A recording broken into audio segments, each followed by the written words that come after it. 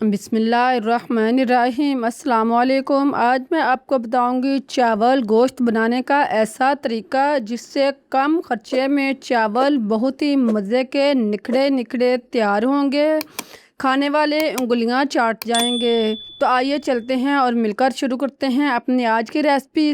اس کے لیے ہمیں چاہیے 1 کلو گوشت۔ اس کو آپ دھو کر صاف کر لیں۔ گوشت کوشش کریں کہ ہڈی والا ہو۔ چاولوں کے لیے ہڈی والا گوشت جو ہوتا ہے وہ بہتر ہوتا ہے۔ اس کو آپ دھو کر صاف کریں اور پریشر کوکر میں ڈال لیں۔ ساتھ میں آپ 2 عدد پیاز کاٹ کر شامل کریں۔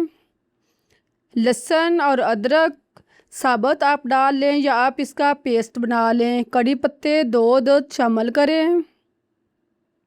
پھر آپ خشک دھنیا ثابت 1 سے 1.5 چمچ ڈال لیں۔ بڑی الائچی 4 سے 5 عدد ڈال لیں۔ دال چینی 3 سے 4 ٹکڑے ڈال لیں۔ کالی مرچ ثابت 2 چمچ ڈال لیں۔ گول لال مرچ 5 سے 6 عدد یا لونگ لال مرچ لے لیں۔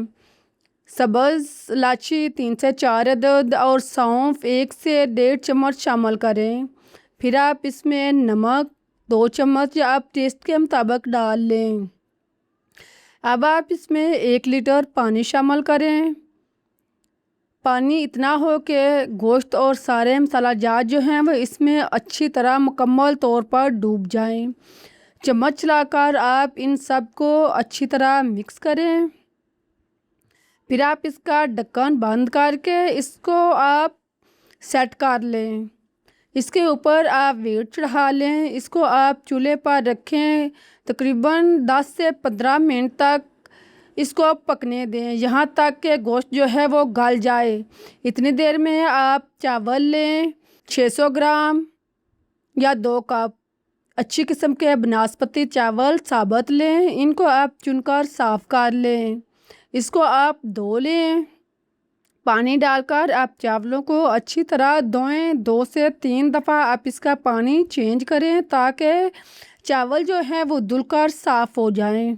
آپ دیکھیں کہ چاول کا پانی جو ہے وہ صاف ہو چکا ہے۔ جب پانی جو ہے وہ کلین ہو جائے تو آپ ان کو بھگو کر ایک سائڈ پر رکھ دیں۔ اب آپ دیکھیں 15 سے 20 منٹ کے بعد گوشت جو ہے وہ گل چکا ہے۔ آپ اسے چولہے سے اتار لیں۔ گوشت چیک کر لیں کہ گل چکا ہے۔ آپ اس کو پانی سے الگ کر لیں۔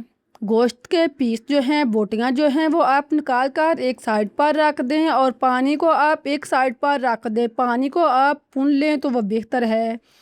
اب آپ 1 سے 2 چمچ دیسی گھی لیں۔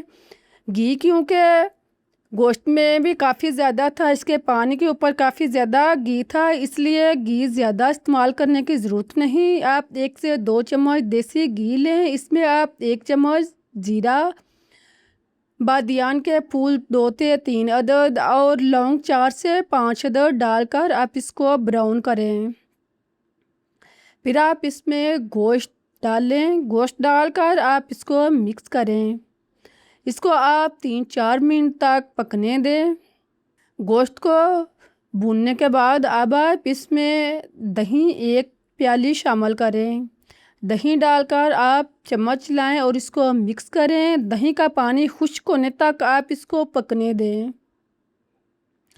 جب دہی کا پانی خشک ہو جائے، گوشت اچھی طرح بھون جائے، آپ دیکھیں کہ گھی جو ہے وہ الگ ہو چکا ہے۔ اس طرح سے گوشت تیار ہو جائے تو آپ اس کے اوپر پانی ڈال دیں۔ پانی آپ نے جو گوشت سے اتارا ہے وہ پانی آپ نے ڈالنا ہے، دوسرا پانی آپ نے اس میں نہیں ڈالنا۔ پانی ڈال کر چمچ چلا کر مکس کریں۔ ساتھ میں آپ 4 سے 5 ہری مرچ، اس کو آپ درمیان سے سلائس کاٹ لیں۔ آپ دیکھیں پانی کے اوپر گھی آپ کو کافی زیادہ نظر آ رہا ہے۔ آپ اس کا ڈھکن جو ہے وہ بند کریں اور اس کو آپ بوائل ہونے تک پکنے دیں۔ 3-4 منٹ کے بعد آپ ڈھکن اوپن کریں۔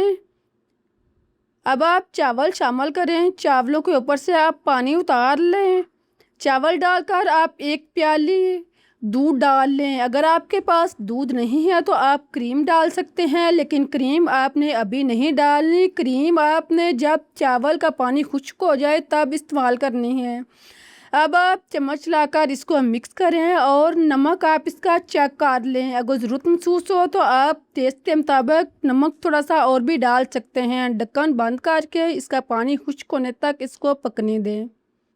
جب پانی خشک ہو جائے تو آپ چولہا جو ہے وہ نارمل کر دیں اور چاولوں کو آپ 1 سے 2 دفعہ چمچ لا کر اوپر نیچے مکس کر لیں۔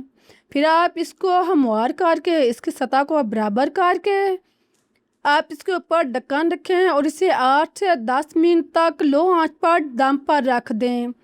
5 منٹ آپ چولہا بند کر کے اسی طرح پڑا رہنے دیں۔ اس کے بعد آپ ڈھکن اوپن کریں اور چاولوں کو آپ مکس کریں۔ آپ دیکھیں بہت ہی اچھے مزے کے ٹیسٹی نکھرے نکھرے بالکل موتی کی طرح چاول تیار ہوئے ہیں، جو نکھرے بھی ہیں گلے بھی ہیں۔ یقین کریں ٹیسٹی اتنے ہیں کہ جو بھی کھائے گا وہ آپ سے اس کی ریسپی ضرور پوچھے گا۔ امید ہے کہ آپ لوگوں کو طریقہ پسند آیا ہوگا۔ اگر طریقہ اچھا لگا ہے تو اسے لائک کریں، شیئر کریں، چینل کو سبسکرائب کرنا مت بھولیں۔ مجھے اجازت دیں، پھر ملتے ہیں ایک نئی اور مزیدار ریسپیز کے ساتھ۔ تب تک کے لیے اللہ حافظ۔